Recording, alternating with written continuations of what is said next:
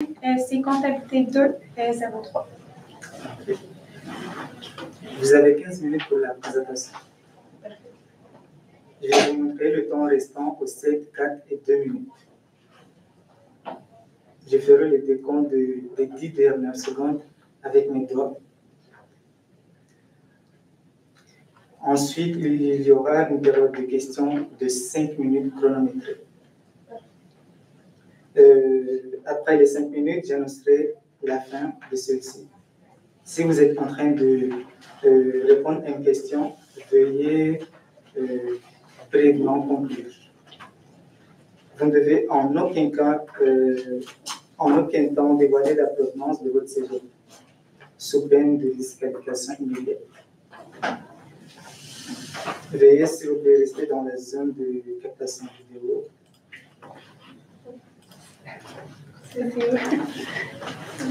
À tous les observateurs, le silence vous sera demandé tout au long de la présentation et de la période de questions.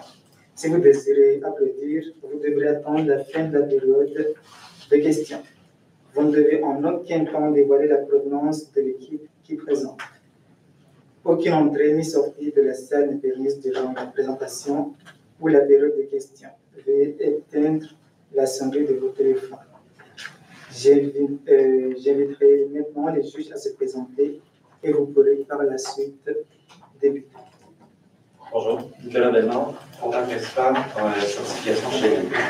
Bonjour, Madame Lepin, directrice de la comptabilité corporative chez Solid Groupe Coopératif. Bonjour, Ariane Bémont, directrice dans le groupe des normes professionnelles en certification chez NNP, puis chargée de cours à l'Université du Québec à Trois-Rivières. Bonjour, Sarah Gagné, CPH et Énergie, ambassadrice de l'Ordre des CPH du Québec. Bonjour, Louis-Xavier Orion, analyste en fiscalité chez NNP. Donc, moi, je me présente, je suis Maëva Audet, associée chez NNP. Emilica Lamontagne, associée chez NNP. Victoria Duvert, associée. Donc, on va commencer par vous présenter l'ordre du jour. Donc, premièrement, on va commencer avec la mise en contexte de la situation actuelle de l'entreprise. Ensuite, pour le mandat, on va vous présenter le mandat que l'entreprise nous a demandé de faire avec les conseils de nos associés. Puis, on va faire l'analyse FFOM avec des stratégies développées à partir de ça. Puis, on va aussi faire l'option de location avec, en compromission avec l'option d'achat, de voir quelle est la plus avantageuse. Ensuite, on va faire l'internalisation d'enfants avec l'impression des DTF. Puis, on va faire l'analyse financière avec les ratios du secteur. Ensuite, le budget mensuel selon l'allocation ou l'achat du logement. Puis, on va finir avec le retour sur l'investissement. Pour ce qui est de la mise en contexte actuel, la situation, dans le fond, c'est une entreprise qui est spécialisée dans l'impression de vêtements personnalisés. Donc, c'est fondé à Sherbrooke par Philippe et Simon Dupuis-Côte. Puis, elle est émergée pendant la pandémie en 2020. Ensuite, l'entreprise offre différents services comme la broderie, la sérigraphie, l'impression DTF et la sublimation et le graphisme. Depuis ses débuts, TS connaît une croissance soutenue. Donc, Simon prend en charge la comptabilité, tandis que Philippe il prend en charge plus les partenaires, les projets de développement d'affaires et tout. TS se démarque beaucoup dans son agilité, son approche client personnalisée qui se différencie vraiment des compétiteurs. Ensuite, là, elle fait une mise, elle mise vraiment sur la création des relations durables justement avec ses clients pour les garder sur le long terme. Elle offre des prix concurrentiels, elle bénéficie d'un avantage stratégique avec son service qui est la sérigraphie. Elle utilise les mêmes fournisseurs que ses compétiteurs, mais se différencie justement avec l'approche client. Puis, elle est capable aussi d'être très rapide pour offrir ses produits. Puis, Anthony, qui est le chef de la production et associé, a été engagé récemment, donc c'est quand même une grande étape importante pour l'entreprise. Puis également, le bénéfice net actuel est présentement à 24 420 $. Pour le mandat, dans le fond, on va procéder à une analyse des forces, faiblesses, opportunités, menaces, suivi de stratégie. Ensuite, on va procéder à une analyse de la situation financière de TS. Et on va faire l'explication de l'utilité de faire un suivi financier structuré régulier. On va mettre de l'avant les principes d'environnement social et de gouvernance. Puis, Simon, on va vous présenter nos réponses questionnement présenté par Simon. Donc, par rapport au déménagement des opérations, le financement nécessaire pour soutenir le déménagement, le budget prévisionnel mensuel qui va être prévu, puis l'internalisation de certaines étapes de processus. On a un peu parlé des forces et faiblesses, des opportunités et des menaces dans la mise en contexte de la situation d'entreprise, mais on en a ciblé quelques-unes. Au niveau des forces, il y a plusieurs contacts dans les milieux sportifs, une capacité de desservir partout dans la province. Il y a aussi différentes offres de services. Au niveau des faiblesses, c'est sûr qu'il est à pleine capacité. On regardait pour une location ou un achat d'un autre local. Puis il est quand même dépendant de ses sous-traitants. Puis au niveau des opportunités, il y a une clientèle qui se concentre principalement en Estrie, qui est une opportunité. Puis au niveau des menaces, il y a quand même la concurrence dans le domaine. Donc, on a analysé les deux options, l'option de location et l'option d'achat. Au niveau de la location, c'est un bail de 5 ans. C'est un local de 300 000 pieds carrés.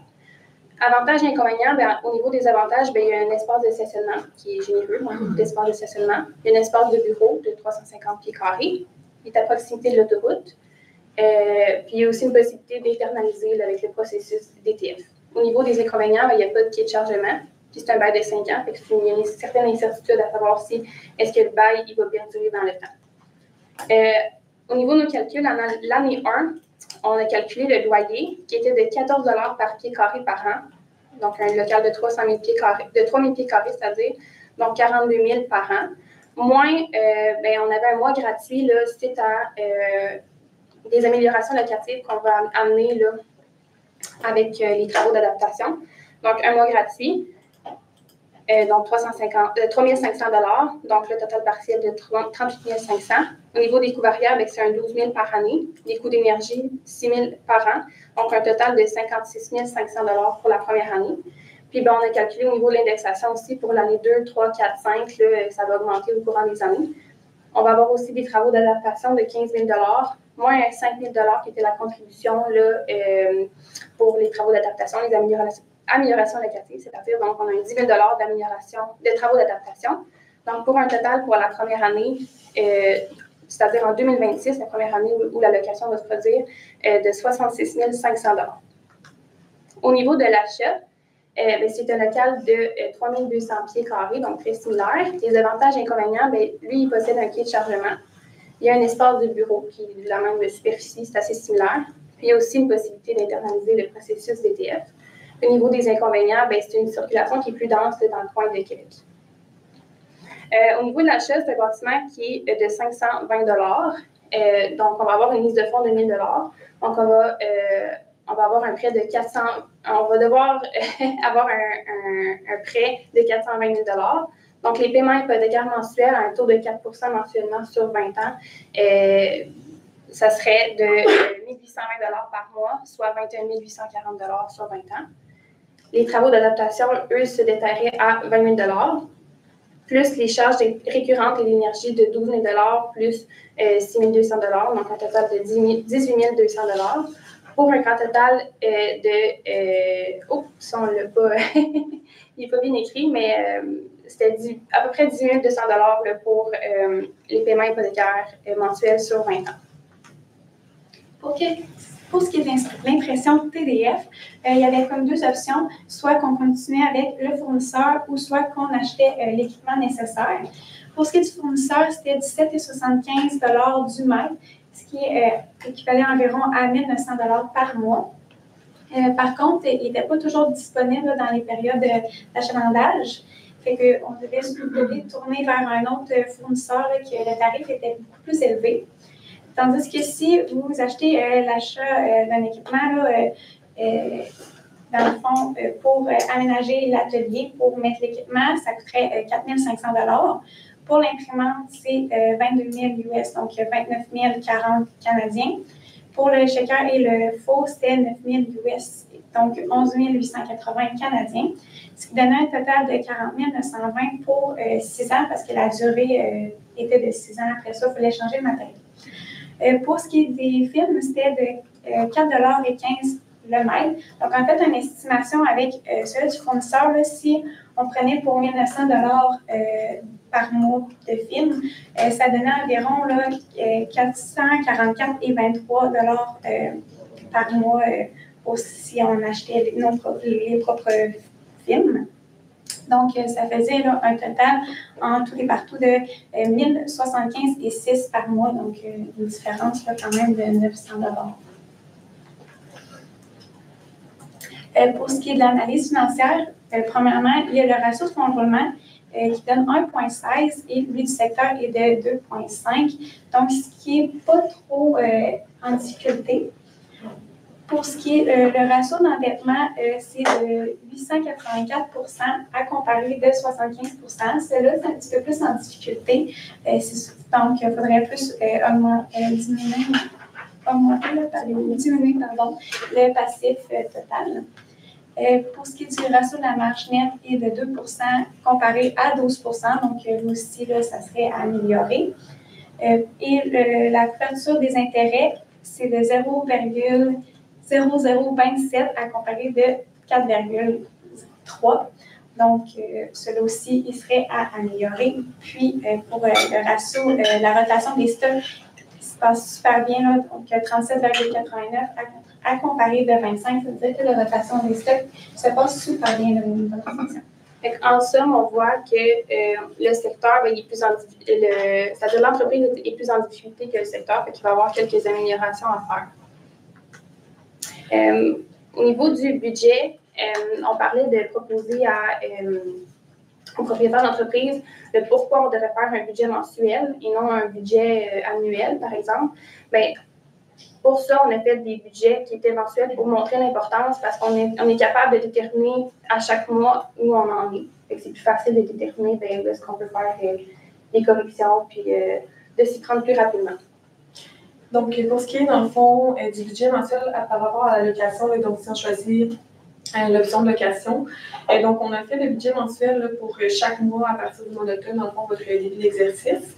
Donc, à ça, on a ajouté, dans le fond, là, toutes les modifications qu'il y avait à chaque année. Donc, le 4 de vente qui augmente, le 5 d'intérêt, de charges d'intérêt qui diminue annuellement, plus l'amortissement également là, qui était plus, puis autre chose.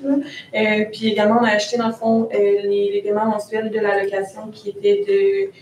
Je ne m'en souviens plus par cœur, mais on l'avait mentionné plus tôt. Là. Et puis également, on a mis le matériel là, pour impression DTF là, qui est de 1075 et 6 par mois. Donc, on a, tu sais, parfois des chiffres en positif et en négatif. Donc, ça pourrait vous donner une idée également là, du bénéfice là, que votre entreprise peut faire mensuellement selon les mois. Donc, ça permet également de retracer les chiffres là, plus facilement qu'avec juste un état financier de fin d'année. Que ça peut montrer quel mois, comparer là, quel mois a été plus rentable que l'autre et comparer quelle différence il y a eu par rapport à ça pour voir pourquoi ça marche. Donc, pour ce qui est du budget mensuel par rapport à l'achat, même chose, donc on a modifié tous nos montants, là, on a pris nos charges, diminué des modifications qu'il y avait au cours de l'année. Et donc, on a mis dans le fond notre paiement mensuel hypothécaire là, qui était de 1820 $. Puis, ça nous donnait un peu la même chose. Là, donc, certains chiffres sont en positif, certains chiffres sont en négatif. On remarque qu'en somme, pour le budget mensuel, on dégage un bénéfice dans les deux cas qui est quand même assez similaire selon nos calculs. C'est sûr qu'on a décidé d'y aller avec l'achat du bâtiment parce que c'est un investissement qui va perdurer dans le temps aussi. Et qu'on considérait que c'était plus avantageux pour l'entreprise d'y aller avec l'achat. Au niveau du retour sur investissement, on prévoyait une augmentation des ventes de 4 donc, on suivait un petit peu la lignée de la lancée qu'on avait déjà. Puis, aucune augmentation des charges. C'est sûr que ce qu'on a vu, c'est pour une période d'1 an. C'était le budget qu'on a fait, c'est pour une période d'1 an. Puis, c'était la première année là, avec les nouvelles charges d'amortissement, puis l'achat de nouveaux matériels. Donc, c'est sûr qu'on avait un bénéfice qui était moins grand. Mais si on va avec une augmentation de 4 par année, on peut avoir un bénéfice aussi qui va augmenter environ de 4 chaque année. Donc, ce qui peut être intéressant. Et donc, c'est ça. On va vous envoyer le PowerPoint là, également, puis on pourrait vous envoyer un fichier Excel pour que vous ayez chaque chiffre là, en main avec vous, là, si jamais vous avez des interrogations ou quoi que ce soit. Puis, la décision reste entre vos mains, là, mais nous, on pense vraiment que la décision d'achat serait la plus avantageuse pour vous, justement, puisque si jamais il arrive quoi que ce soit, vous êtes en difficulté, il y a toujours moyen de vendre le bâtiment puis avoir un retour, tandis qu'avec avec un loyer, il n'y a pas moyen de ça, en fond. Oui, je voulais rajouter au niveau du ratio de la marge nette. On voyait qu'on avait un ratio de la marge nette de 2 il s'agirait peut-être d'augmenter le prix de vente ou de diminuer les charges aussi pour accoter le secteur ou même le dépasser. Ça pourrait être des solutions intéressantes. Donc, si jamais vous avez des questions, interrogations, changements, on est ouvert à toute proposition. Puis, merci beaucoup d'avoir collaboré avec nous. Ça vous a plu. Merci beaucoup. J'avais une question, en fait, là, parce que vous me recommandez d'y aller avec l'achat, mais moi, c'est la mise de fonds qui m'inquiète un peu. Est-ce que, de quelle façon on va pouvoir payer ça? On y allait avec un prêt. C'est sûr qu'on ne l'a pas détaillé dans la présentation, mais c'est sûr que ce serait un prêt. Puis, même principe, là, aussi, autour de 4 mensuel sur 20 ans. Là, fait que c'est sûr que ce serait un prêt de 420 $ qu'on irait, parce qu'au niveau de l'encaisse, on a de l'encaisse, mais c'est sûr qu'on n'a pas 420 000 fait qu'on irait avec un prêt. OK. Puis, il n'y a pas d'enjeu, dans le fond, pour obtenir le prêt. Là, je vais à la banque, puis j'obtiens le 420 000. C'est sûr que le prêt qu'on ferait, ce n'est pas nécessairement 100 000 parce que probablement l'entreprise avait des économies aussi à la base là, pour payer une partie de la mise de fonds. Puis s'il reste un montant dans le fond qui est indisponible présentement pour l'entreprise, elle peut soit attendre, je vais que c'est en 2026 puis essayer d'économiser. Puis sinon, elle peut toujours faire un autre prêt là, ailleurs ou garder ses options. Merci. J'aimerais savoir un peu de recommandations de votre part sur comment améliorer ma situation d'endettement, surtout en entendant l'histoire d'acheter le bâtiment. Je regarde le ratio, puis c'est énormément élevé comparé au secteur. Donc, selon vous, c'est quoi qu'on pourrait effectuer, nous, pour vraiment nous aider, venir améliorer nos ratios, venir rétablir essentiellement la situation de notre entreprise? Bien, c'est sûr qu'augmenter le prix de vente, ça serait quand même une bonne option aussi. Là, c'était pas mentionné, c'était combien environ. Et puis, s'il y avait une augmentation là, dans les dernières années aussi, là, c'est sûr que c'est une bonne option. Puis essayer aussi de diminuer nos passifs, nos dettes, parce que dans le fond, justement, on pouvait voir avec les questions d'ETF là, que ça nous coûtait vraiment cher, dans le fond, comparativement à acheter l'équipement. Déjà, ça va équilibrer un peu là, nos coûts, parce qu'on payait, je pense, 17 et quelque chose du mètre, alors que là, on va payer comme 3 $ du mètre. Fait que ça va sûrement rétablir un peu aussi l'endettement, je pense. On avait dit aussi qu'on introduirait au principe d'environnement social, de gouvernance. Avez-vous des exemples concrets d'initiatives que je pourrais faire dans mon entreprise par rapport à ça? Il y aurait une possibilité de faire peut-être des dons à des centres sportifs scolaires, de s'impliquer un petit peu plus, s'ils ont une passion pour le sport et tout ça, de s'impliquer un peu dans la société en faisant des dons à des écoles ou quoi que ce soit, puis un petit peu montrer l'image de l'entreprise. J'aime leur faire des déchets ici, ça pourrait être une bonne. Ça prend très longtemps aussi, je pense. Moi, je n'étais pas certain. Je suis allé dans la version numérique, mais j'ai peut-être loupé un peu. Vous avez mis incertitude en bas de 5 ans. Y avait-il une raison pourquoi on l'avait mis? C'est que dans le fond, il disait qu'il signait un bail pour 5 ans, mais on ne sait pas quand le bail va terminer si le propriétaire de cet immeuble-là va vouloir continuer à nous louer à vous, dans le fond. Fait que dans le fond, c'est cette incertitude-là qu'on avait là, face, tandis que si on achète vraiment un logement, bien, dans le fond, on est sûr de pouvoir rester là, tandis que le loyer, après 5 ans, il peut dire nous, on arrête de vous louer, puis on retourne à la case zéro. Un peu plus de latitude, en fait, en achetant 15 mois. Cool. Oui, dans le fond, vous avez demandé de préparer une facture pour le mandat. À quel moment vous l'inclurez? Dans quel état de votre présentation? La facture, on l'avait incluse dans le budget, mais c'est sûr qu'il est plus détaillé sur notre Excel, là, mais il est inclus dans le budget, là, fait que c'est inclus dans le calcul. Okay. C'est bon pour moi. Merci. Merci.